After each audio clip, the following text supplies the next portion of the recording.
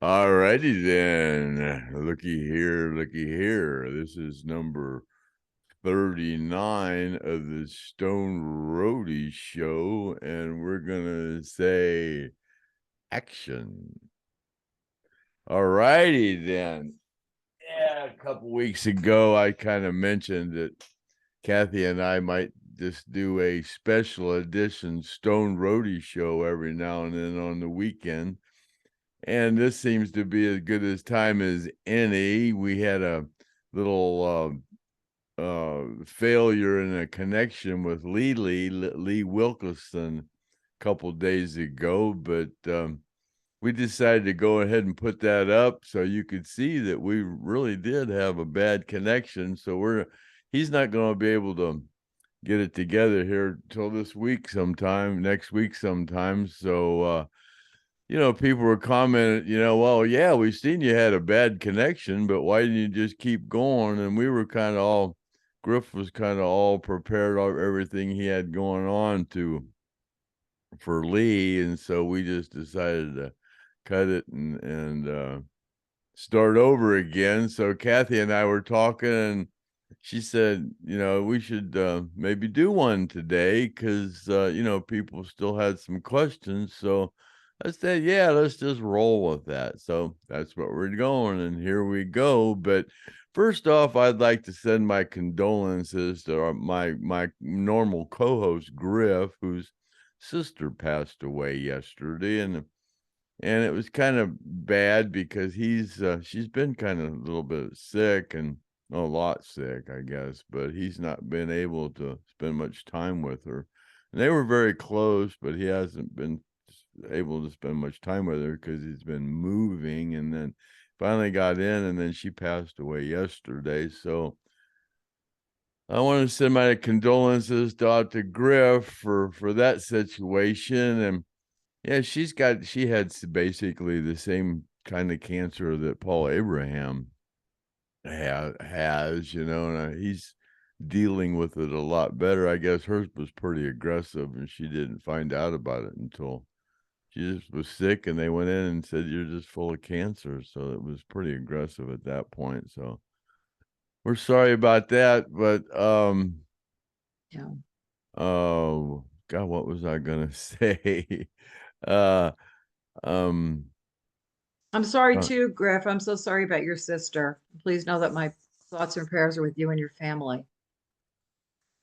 But yeah, you had so mentioned that that we were so you and I normally get together to address the questions that the watchers and listeners put on YouTube. And since my last guest appearance on the Stone Roadie, there have been a bunch of nice comments and questions that people have posted. That's why I thought it would be a good idea to answer those questions today and just give a shout out to the people who really are supportive of the show. And also those who hit that little button to subscribe. We're up to like 680 something viewers, subscribers. So we really are grateful for that. It's so easy to subscribe. You just push the little subscribe button and that's it. So we really appreciate that and all the nice positive comments from everyone. yeah, like we said before, hitting that like and subscribe button doesn't cost you anything. Just we realize people on Facebook can't really like and subscribe it, so we're relying on you YouTube watchers. I think we're up to what, 680 some now, and we're Yeah. shooting for that 1,000 mark where we hit another. All that does is just put us up on a higher algorithm. It's not like we make any money off this thing, but we're gonna do them. We'd like to see as many people take advantage of some of these questions Lynyrd Skynyrd people want answered as possible. So why don't we just take off and roll with some of them questions there, Kathy? Sure. And before I start that, I just want to mention some of our regular viewers and commenters. I just want to say thank you so much. As we know, we have cousin Figel. He's like a family member.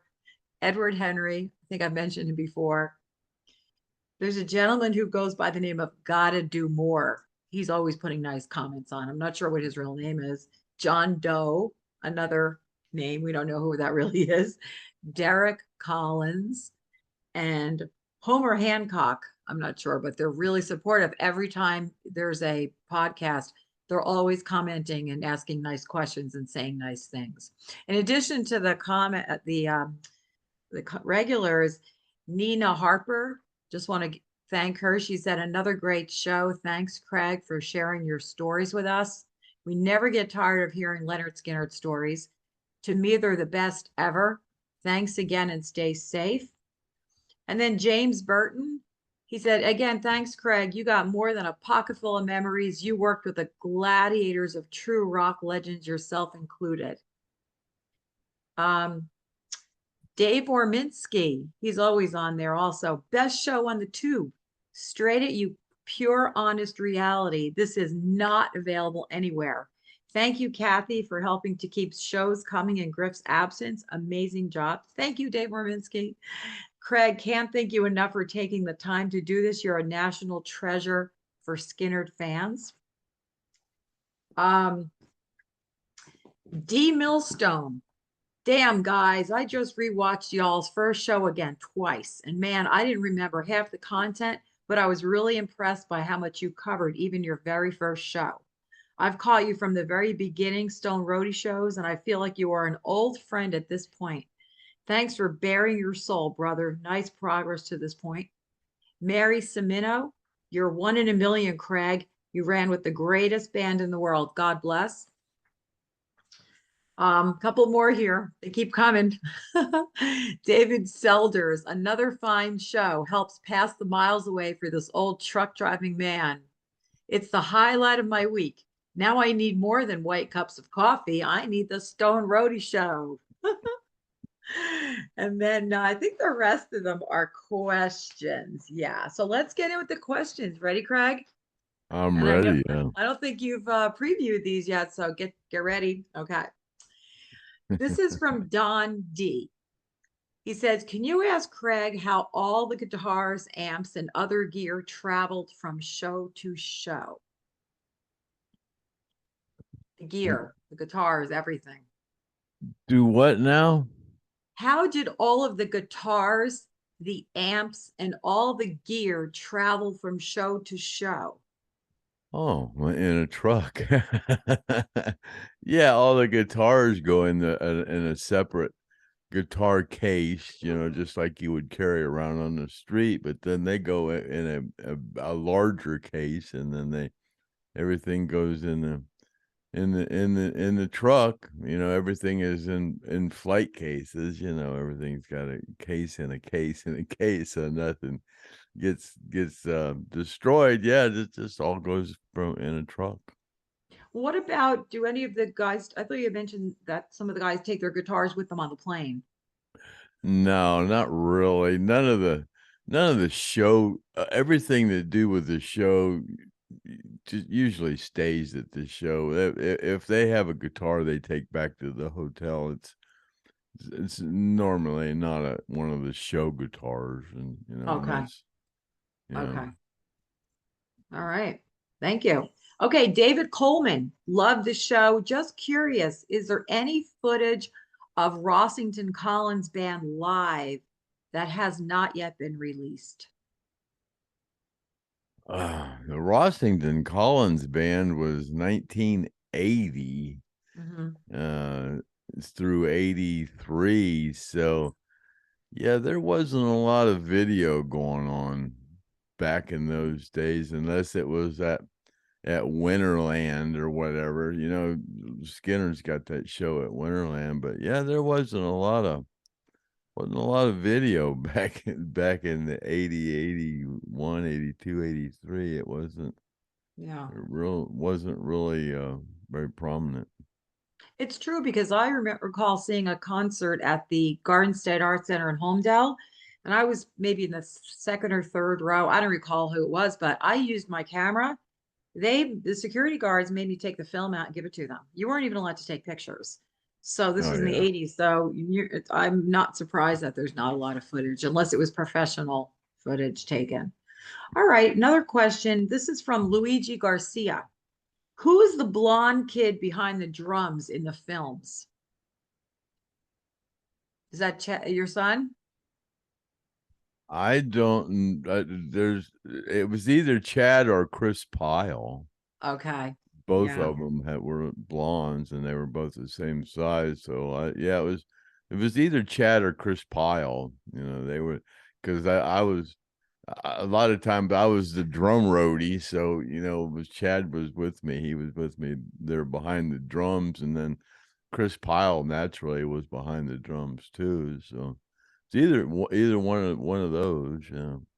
I recall you had a picture on Facebook recently of your son standing right near the drums or around the speakers or something. It was a great picture. A Yeah, great yeah, picture yeah. when he was little. So how old is Chris Pyle? Is he the same age as your He's the son? same age as Chad. Yeah, yeah, Okay. Okay. yeah. So it's probably, Him and yeah. Chad are still really good friends. They're like brothers. Chris Pyle Yeah. and Chad, my son Chad. Yeah. Nice. Yeah, I don't hear too much about Chris Pyle. He hasn't been on Yeah, one of the Chad's been talking to him. He's been trying to get. I think maybe Chad and Chris will or be on the show here. Here pretty soon, probably. great. As I said, it would be nice to get all the kids on the show. They can do their own little Yeah, we're recollection. looking we're looking forward to get Lee back. He's it was weird because we did a test, and then everything in the test went good, and then 5 minutes into the show he was getting a really bad connection, as some of you saw when we were when we posted that the little short one we did, but we'll get him back. And you said that he has a very busy schedule, right? He travels a lot and is helping Yeah, doing a that lot of hurricane. construction. But when that hurricane Yeah. went down through, he does roofing and housing reconstruction. So yeah, he's pretty busy. Yeah, he Okay. flies all around Florida doing work all over Florida and wherever his job sends him. Yeah. Well, I know everybody's looking forward to the show where he comes back and he's with your son and maybe all the kids can talk on the phone. That's going to be a really, really fun show. Everybody's looking forward to it. Okay, this question is from Kyle Dominy. Hi, Kyle. He'd like you to talk about the Fox Theater and the One More for the Road, the whole thing, the performance, what it was like playing there, the recorded concerts from there. That was a media frenzy. There was a lot of people there, and it was a long time ago. Mhm. But yeah, that was a long time ago. To remember the specifics of it after going through the plane crash and my brain damage and all that. But yeah, I just remember there were a lot of media people there, and the film trucks were there, and the sound trucks were there, and everybody had their family was there. My family was there with my son, and everybody's families were there, and they took that picture up on stage with all Mhm.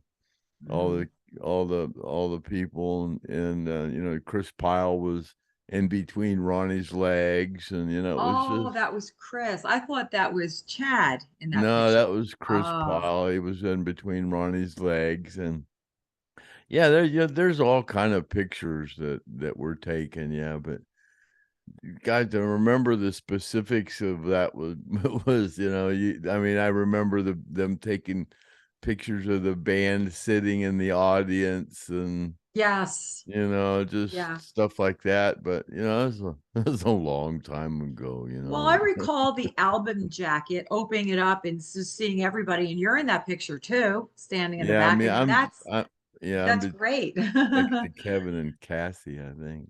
Yeah, that's right. And I mean, what was the reason that they chose the Fox Theater for that recording? Was there a Save, reason? save the Fox. The Fox was Oh, it was about to go under, I guess. It needed reconstruction, and it was kind of dilapidated, I guess. So they did that show there to kind of fix it up and get it reopened and stuff. Yeah. and how Yeah, is the that's a Fox Theater today? Is it still open? Is it yeah, still up and yeah. running? As far as Well, I that's know, it's great. still open. Yeah. As far as I know, it's thriving, Yeah. That's great. I'm so glad that it was successful. And the name of the album, that's when I started listening to Lynyrd Skynyrd, because I saw that album and it said one more four and then across that said From the Road. I thought that's so clever. But that's how I started listening to Skinner, the live album. Yeah, So yeah, it was, that was kind of like right when Steve got with the band, we did a yeah. little tour before that. It was and then Steve, that was like his first big hurrah, I guess you could say. Oh, that was an amazing album. Amazing album. I can see why people want to know about it. There are a lot of pictures out there. The jacket from the album is amazing, all the pictures, and it's that whole performance was just, phenomenal. Okay, thank you for that. Brian asked, did Ronnie ever give input on guitar or piano solos, or did he let the guys just play how they wanted? No, he didn't try to. He didn't try to get them to play any. Ronnie wasn't a guitar player, so he certainly wasn't going to try to tell Alan or Gary or Ed or Steve how to play guitar. I mean, they didn't try to tell him how to sing, and he didn't try to tell them how to play guitar. No. Well, what about with going back to Freebird? Didn't you say that Alan wrote didn't somebody approach Ronnie about the song and Ronnie wrote the lyrics and then Alan wrote the solo? How did that happen?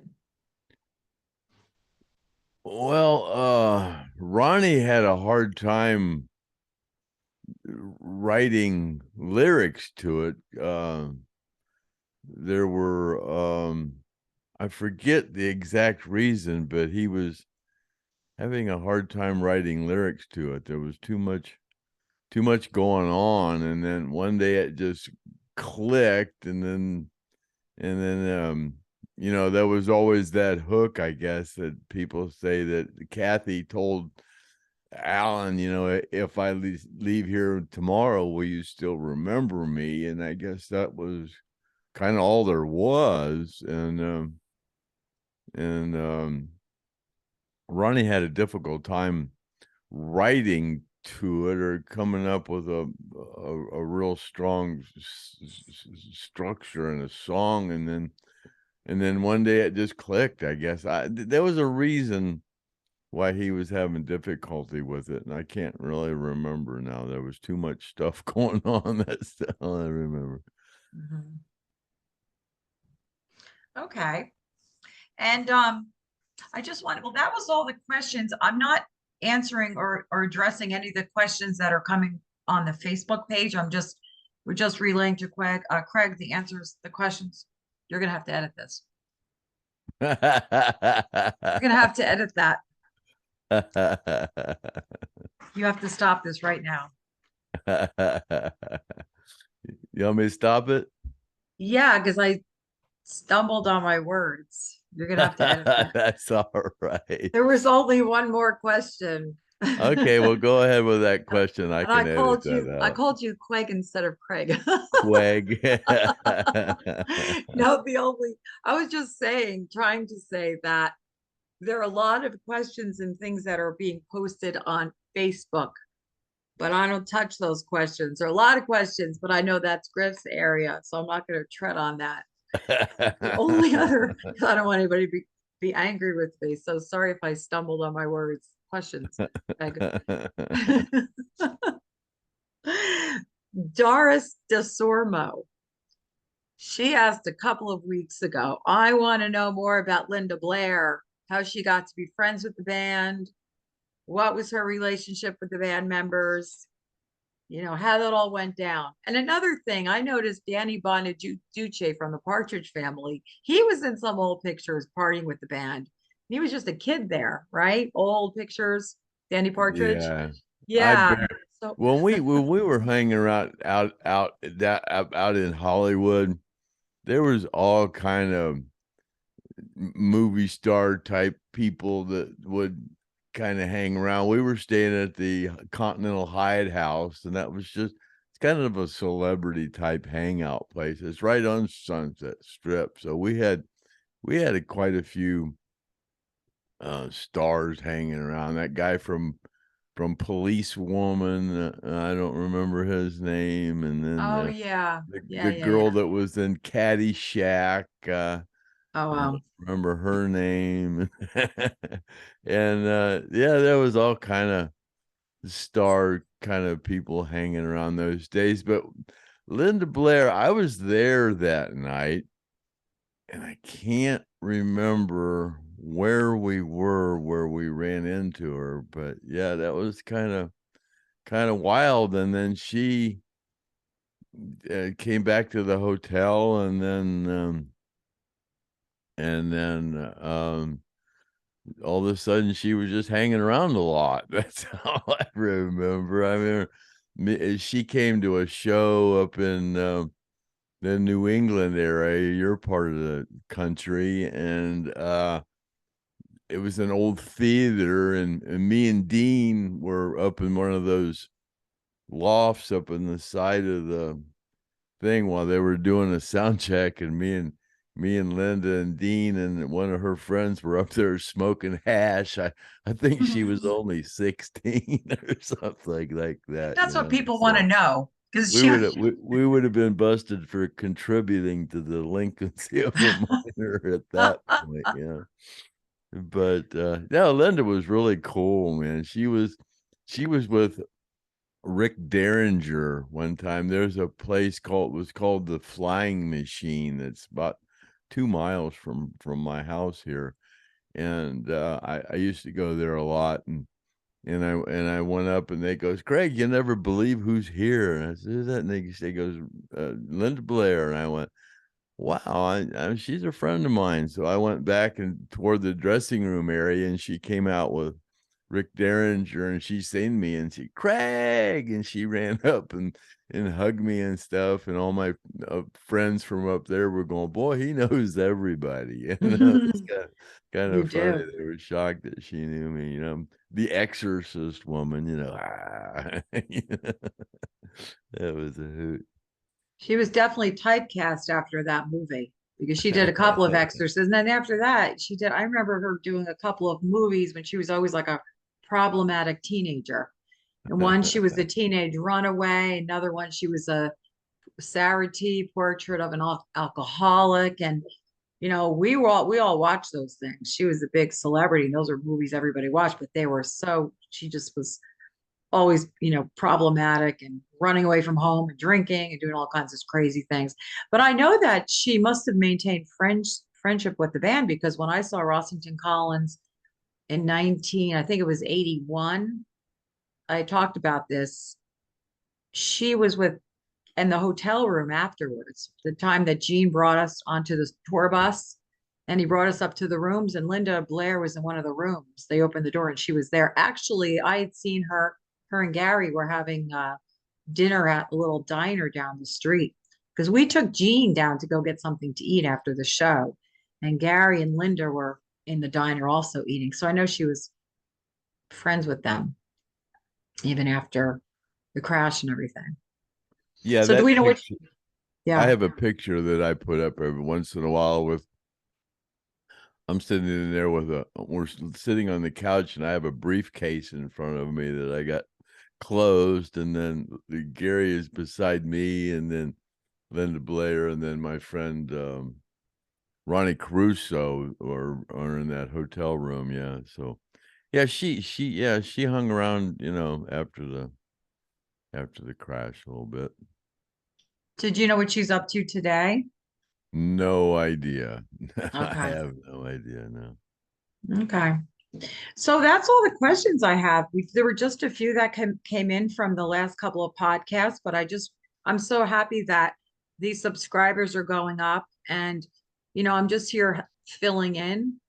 And I know that Griff is anxious to get back and redo the show with Lily and Chad and you. And we're all praying for Paul Abraham too. That was a great show with Paul and Mike. A lot of positive feedback and a lot of nice comments came out as a result of that show. They said the four of you guys were just so great together. And somebody made a comment about the three guys were talking and Craig was just sitting there with a big shit-eating grin on his face, saying nothing. because everybody had such a good time seeing Mike and Paul and you and Griff all together. So the shows are Yeah, getting better. I don't I'm like sorry. to always be talking. I like to have other people put their 2 cents into the, that's why Yeah. we have guests on here to have them hear them what they have to say. They hear me all the time jibber jabbering, but yeah, it's really cool that you people are, you seem to, when we finish a podcast, oh, that was great, and I can't wait till next week. And then Wednesday comes around and you guys are going, yeah, you're going to do a podcast tonight, and God, normally, we just kind of throw one together. We don't really schedule anything. We have Brandon Miller scheduled to come on. He's the guitar player that filled in for Artemis Pyle's normal guitar player, couldn't do some shows, so he filled in for him during the summer. And he built a bunch of guitars that are replicas or Allens, so Yeah. we're gonna have him come on here. And we got a few other guests coming on, but we're gonna try to get Lily back on here pretty soon. And then my son Chad's working on a couple of the other Skynyrd kids to come on. He was talking about maybe Melody Van Zant to come on, and then Chris Pyle and maybe Marshall, and maybe even Artemis at some point. I guess Chad was talking to Artemis the other day, and Artemis was a little skeptical about doing the Stone Roadie show. He said some guy would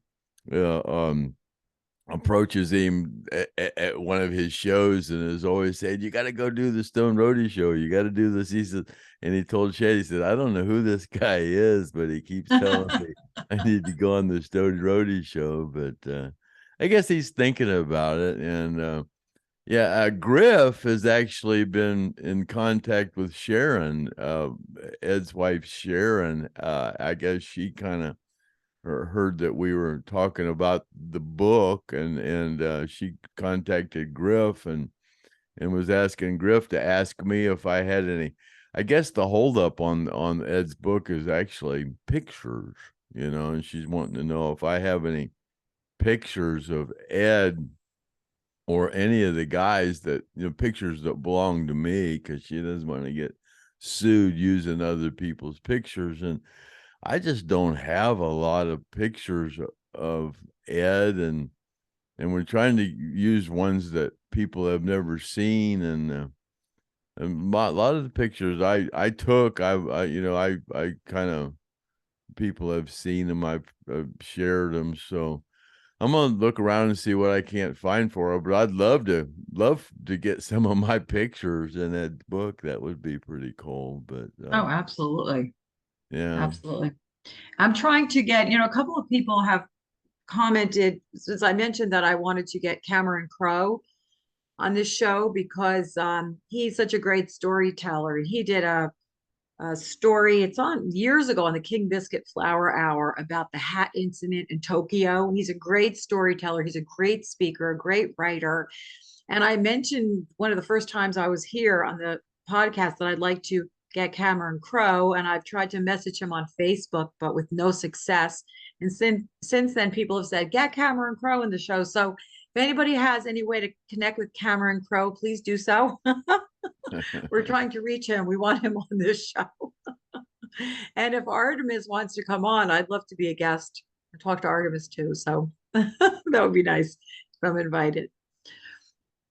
But those are the questions for today. And again, we send our prayers out to Griff's family at this time. And I know Griff has been through a lot. He was moving for several weeks and he's just getting settled, and now his sister. So whenever he's ready to come back and resume, probably hopefully next week, that would be wonderful.